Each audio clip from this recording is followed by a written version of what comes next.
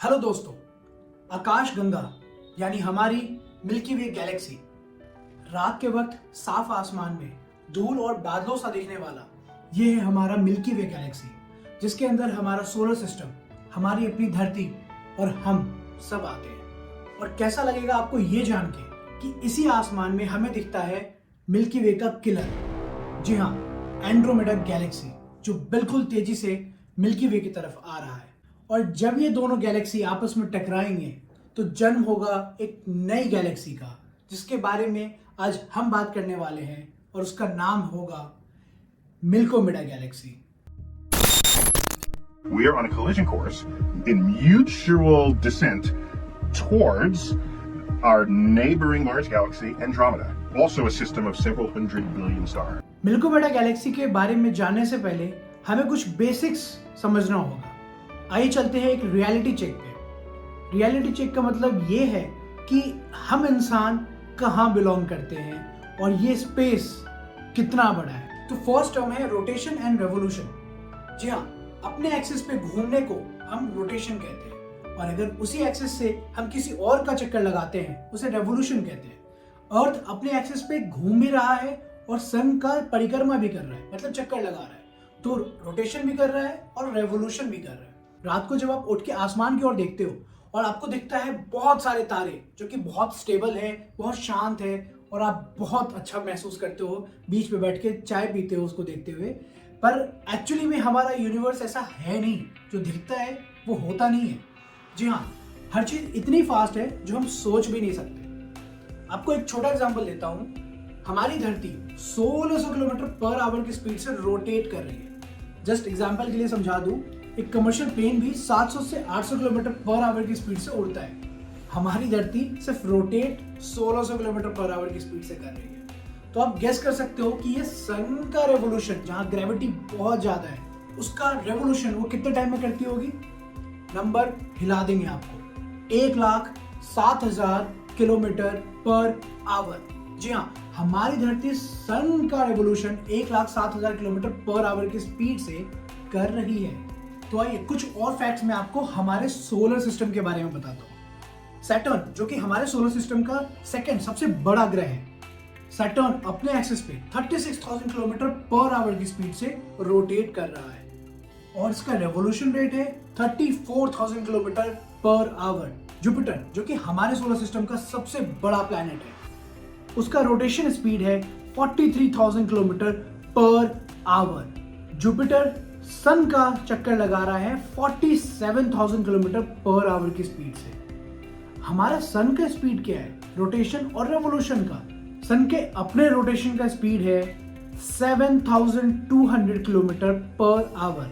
पर अगर आप इसके रेवोल्यूशन स्पीड को देखेंगे, that is astonishing, 8,28,000 kilometre per hour. आपके दिमाग में एक और सवाल आ सकता है कि सन मिल्की वे का रोटेशन कर रहा है और मिल्की वे भी तो रोटेट कर रहा होगा, सो मिल्की वे का रोटेशन कितना है? बुक्स बंद कर दीजिए और बिल्कुल बियॉन्ड इमेजिनेशन चले जाइए, because milky way 21 lakh kilometre per hour की स्पीड से रोटेट कर रहा है। जी हाँ दोस्तों, ये तो हुआ रोटेशन स्पीड के बारे में, जो कि आपको बहुत ज्यादा लग रहा होगा, बट स्पेस के टर्म्स में ये बहुत छोटे नंबर्स है। चलिए अभी आपको थोड़ी देर के लिए डाइवर्ट करते हैं और ले चलते हैं साइज के बारे में, जहां हमें असलियत में पता चलेगा कि हम ह्यूमंस कहां स्टैंड करते हैं। तो आइए फिर से हम शुरुआत करते हैं सैटर्न से, second largest planet in our solar system. हमारी धरती पे एक साइड से दूसरी साइड जाने में हमें 12 से 13 घंटे का यूजुअली फ्लाइट लगता होगा। क्या होगा अगर मैं ये कहूं कि सिर्फ सैटर्न के अंदर 764 अर्थ समा जाएंगे? और ये नंबर अगर आपको बहुत ज्यादा लग रहा है तो वेट अ सेकेंड। जुपिटर सबसे बड़ा प्लैनेट, उसके अंदर कुल 1300 अर्थ समा जाएंगे। आप सोच सकते हो कि जुपिटर कितना बड़ा है कि उस जुपिटर का एक बहुत फेमस है रेड स्पॉट। रेड स्पॉट के अंदर हमारी 3 धरती समा जाएगी। हमारा सन, उसके अंदर कुल मिला के 1,000 जुपिटर चला जाएगा।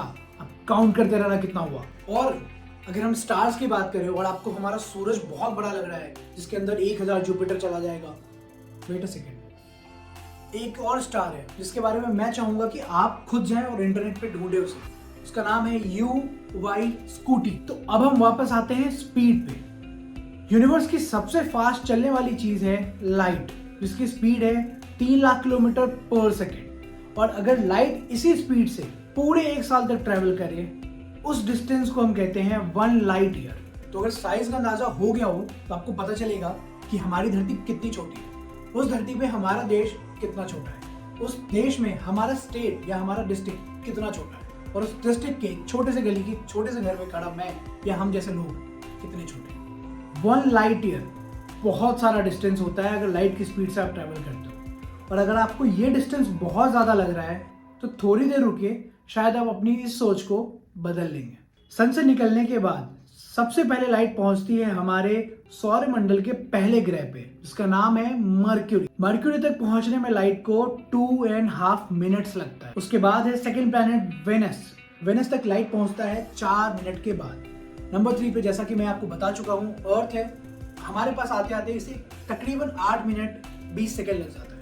अर्थ के बाद आता है मार्स, और टोटल टाइम हमारे लाइट को लगता है पहुंचने में 12.5 मिनट। जुपिटर प्लैनेट नंबर 5 जो कि सबसे बड़ा प्लैनेट है, सन की लाइट को जुपिटर पहुंचने में लगता है 43 मिनट्स। यही लाइट फिर सैटर्न तक पहुंचती है 1 घंटे 20 मिनट बाद। उसके बाद यूरेनस आता है जहां लाइट को पहुंचने में लगता है 2 घंटे 40 मिनट कुल सन से निकलने के बाद। सबसे लास्ट प्लैनेट आता है नेपच्यून, जहां लाइट पहुंचती है तकरीबन 4.25 घंटे बाद। लाइट यूनिवर्स की सबसे फास्टेस्ट चीज को भी सन से निकल के सोलर सिस्टम के अंदर हमारे लास्ट प्लैनेट तक जाने में 4.25 घंटे लगते हैं। तो आप इससे अंदाजा लगा सकते हो कि हमारा मिल्की वे कितना बड़ा होगा, और लाइट को अगर मिल्की वे के एक साइड से दूसरे साइड जाना पड़ेगा तो उसे कितना टाइम लगता होगा, जस्ट इमेजिन। तो मिल्कोमेडा को जाने के लिए अब हमें मिल्कोमेडा को अलग करना पड़ेगा। मिल्कोमेडा पहला वर्ड है मिल्को, और अब हम जानते हैं अपने गैलेक्सी द मिल्की वे के बारे में। मिल्की वे गैलेक्सी ये बिल्कुल स्पाइरल वे में फैला है। 1,05,700 लाइट ईयर्स इसका डायमीटर है, और माना जाता है कि इसमें 100 से 400 बिलियन स्टार्स है।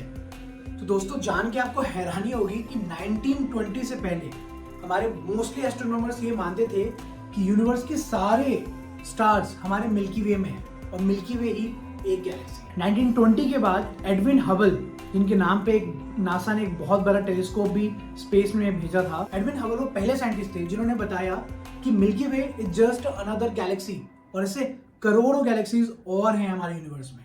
और इस सोच ने बिल्कुल हमारे देखने का नजरिया बदल दिया। मिल्की वे में हमारा सोलर सिस्टम बिलोंग करता है 27,000 लाइट ईयर्स दूर एक इनर एज में, जिसका नाम है ओरियन आर्म। हमारे मिल्की वे में गैलेक्टिक सेंटर है जिसमें एक बहुत बड़ा सुपर मैसिव ब्लैक होल है जिसका नाम है Sagittarius A. Just like planets के मून होते हैं, हमारी गैलेक्सी के भी सैटेलाइट गैलेक्सीज हैं, और हमारी गैलेक्सी एक लोकल ग्रुप में फॉल करती है। तो इन सारे सैटेलाइट्स को हम लोकल ग्रुप के नाम से जानते हैं, और इसी लोकल ग्रुप में आता है एंड्रोमेडा। अगर आप इसका मैप देखते हैं तो दोनों एक डंबल साइज में है, जिसमें एक साइड को एंड्रोमेडा और उसके लोकल गैलेक्सीज हैं, सैटेलाइट गैलेक्सीज, और सेकंड साइड में मिल्की वे और उसके सैटेलाइट गैलेक्सीज। तो दोस्तों इससे आपको अंदाजा लग जाएगा कि मिल्की वे गैलेक्सी हमारा खुद का गैलेक्सी कितना बड़ा है। पर ये एक लोकल ग्रुप में नंबर 2 पे आता है। नंबर 1 पे है द जायंटिक एंड्रोमेडा गैलेक्सी। अगर आपको हमारे गैलेक्सी और एंड्रोमेडा गैलेक्सी के साइज को समझना है तो आप सोच सकते हो कि अगर एक लाइट को आपने मिल्की वे के एक कोने से छोड़ा, बिल्कुल एज से छोड़ा, तो उसे 1 लाख साल से ज्यादा लगेगा मिल्की वे गैलेक्सी को ही क्रॉस करने में। हम यूनिवर्स की नहीं, सिर्फ अपनी गैलेक्सी की बात कर। इंसान द्वारा सबसे फास्टेस्ट जो स्पीड अचीव किया गया है वो है हमारे द्वारा छोड़ा गया वॉयेजर 1 सैटेलाइट, जो इस समय इंटरस्टेलर स्पेस में दाखिल हो चुका है और जिसकी स्पीड है 17.3 किलोमीटर पर सेकेंड। अगर वॉयेजर 1 इसी स्पीड से मिल्की वे में चलता रहा तो इसे तकरीबन 170 करोड़ साल लगेंगे सिर्फ मिल्की वे को क्रॉस करने में। एंड्रोमेडा का टोटल साइज है 1,52,000 लाइट ईयर्स, और एंड्रोमेडा रात को हमारे नेकेड आईज से भी हमें दिखता है स्पेस में। एंड्रोमेडा 130 किलोमीटर पर सेकेंड की स्पीड से मिल्की वे गैलेक्सी की ओर आ रहा है, और लगभग ये तय है कि दोनों गैलेक्सी आपस में टकराएगी। एंड्रोमेडा और मिल्की वे, इन दोनों के टकराने से जो नई गैलेक्सी बनेगी उसका नाम रखा गया है मिल्कोमेड। अब आप समझ सकते हो कि मिल्की वे के अंदर जो एक सुपर मैसिव ब्लैक होल है उसका नाम है सैजिटेरियस ए, जो कि सुपर मैसिव ब्लैक होल की कैटेगरी में आता है। एंड्रोमेडा गैलेक्सी में ऐसे 2 ब्लैक होल है और जब ये कोलिजन होगा और ये तीनों ब्लैक होल्स आपस में कंबाइन होंगे, उससे एक और बड़ा सुपर मैसिव ब्लैक होल बनेगा। और आप मान सकते हैं कि हमारे लोकल क्लस्टर में जो और सैटेलाइट गैलेक्सीज हैं वो भी इस कोलिजन में शामिल हो जाएंगे और एक बहुत बड़े गैलेक्सी का फॉर्मेशन होगा। ऐसा नहीं है कि ये कोई नई चीज हो रही है। तो आपकी जानकारी के लिए बता दूं, सैजिटेरियस डॉर्फ गैलेक्सी जो कि मिल्की वे का एक सैटेलाइट गैलेक्सी है, ऑलरेडी कोलिजन कर रहा है मिल्की वे में और ये कोलिजन बहुत सालों से चलता आ रहा है और अभी और टाइम लगेगा इसे टोटली डिसॉल्व होने में। और ये कोई छोटा मोटा कोलिजन नहीं है। सैजिटेरियस डॉर्फ गैलेक्सी का टोटल जो साइज है वो 10,000 लाइट ईयर्स का है। सो एंड्रोमेडा, मिल्की वे और इनके लोकल सैटेलाइट गैलेक्सीज मिलकर एक बहुत मैसिव गैलेक्सी का निर्माण करेंगे। आप इससे अंदाजा लगा सकते हो कि हमारे मिल्की वे गैलेक्सी में 100 से 400 बिलियन स्टार्स हैं। एंड्रोमेडा में मोर देन 1 ट्रिलियन स्टार्स हैं।